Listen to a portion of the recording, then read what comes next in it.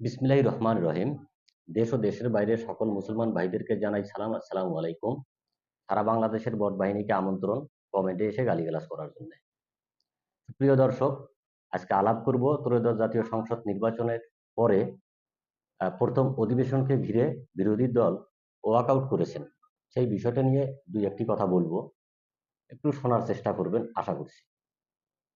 সুপ্রিয় দর্শক, আজকে বিরোধী দল সংসদ প্রথম অধিবেশনে ওয়াকআউট করেছেন। মূল ঘটনা হচ্ছে রাষ্ট্রপতির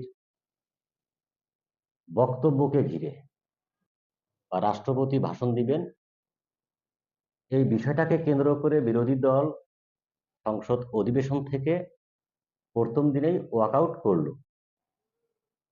ঘটনা কি সত্যি রাষ্ট্রপতির ভাষণকে ঘিরেই তারা ওয়াকআউট করলো, না তার পিছনে গভীর কোনো ষড়যন্ত্র লুকিয়ে আছে, সেটা একটু বোঝার চেষ্টা করি।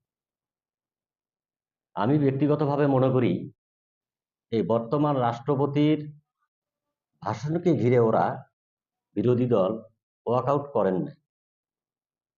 বিরোধী দলের মূলত হচ্ছে বিরোধী দল ওরা এই 1971 সালে মুক্তিযুদ্ধের মাধ্যমে দেশ স্বাধীন হওয়ার পরে 1972 সালের 3রা নভেম্বরে যে সংবিধানটা প্রণীত হয়েছে বা সংবিধানটা তৈরি হয়েছিল, সেই সংবিধান অনুযায়ী আমাদের বাংলাদেশ পরিচালিত হয়ে আসছে। সেই সংবিধানের উপর তাদের একটা আক্রোশ আছে। সেই আক্রোশটা হলো, বর্তমান বিরোধী দলে যারা আছেন তারা বাংলাদেশটা গঠনের সময় বাংলাদেশের বিরোধিতা করেছিলেন। বিদায় সেই মুক্তিযুদ্ধের সংবিধানের প্রতি তাদের একটা আক্ষেপ থাকবে, এটাই স্বাভাবিক। যদি তাই না হতো, তাহলে 5ই আগস্টের গণ অভ্যুত্থানের পরে অন্তর্বর্তীকালীন সরকার গঠন করার পর ছাত্রদের মধ্য থেকে যে দুইজন প্রতিনিধি আমরা দিয়েছিলাম, বা ছাত্ররা দুইজন প্রতিনিধি দিয়েছিল অন্তর্বর্তীকালীন সরকারে, তারা কিন্তু এই রাষ্ট্রপতির কাছেই শপথ গ্রহণ করেই দেশ পরিচালনা করে আসছিল। তাহলে এই রাষ্ট্রপতির কাছে শপথ গ্রহণ করতে যদি কোনো সমস্যা না হয়, তাহলে এই রাষ্ট্রপতি প্রথম অধিবেশনে ভাষণ দিবেন সংবিধানকে মান্য করে, তাহলে তাদের এই বিষয়টাকে কেন্দ্র করে কেন ওয়াকআউট করতে হবে? আসলে তারা রাষ্ট্রপতিকে না, তারা 1972-এর 3রা নভেম্বরে যে সংবিধানটা গঠিত হয়েছে সেই সংবিধানটাকেই তারা অপছন্দ করেন।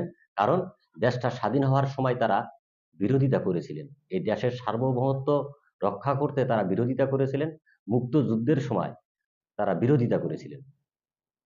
সেই লজ্জা ঢাকতে, সেই লজ্জা থেকে রেহাই পেতেই তারা 1972-এর সংবিধানকেই সবসময় অপমান করবেন। এটা নতুন কিছু নয়। আমি নতুন প্রজন্মের তরুণ উদীয়মান নতুন ভোটার, নতুন নেতা বা নতুন রাজনীতিতে যারা যুক্ত আছেন, তাদেরকে একটি বিষয়ে অনুরোধ করব, আপনারা 1971 মুক্তিযুদ্ধের ইতিহাস সঠিকভাবে পড়ুন, জানুন। হয়তো অনেক তরুণরাই আছেন যে 1971 সালকে, মুক্তিযুদ্ধকে আওয়ামী লীগের সাথে গুলিয়ে ফেলেন।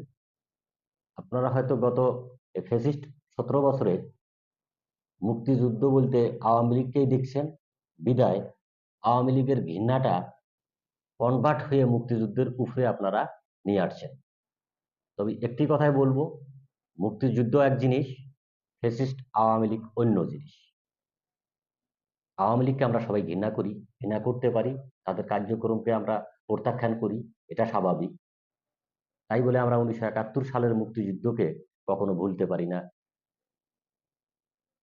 যে যুদ্ধটা আমাদেরকে একটা পতাকা দিয়েছেন, একটা সার্বভৌমত্ব দিয়েছেন, কথা বলার অধিকার দিয়েছেন, গণতন্ত্র দিয়েছেন, সেটাকে আমরা কিভাবে ভুলে যাব, বা সেই বিষয়টাকে কিভাবে আমরা অপমানমূলকভাবে দেখব?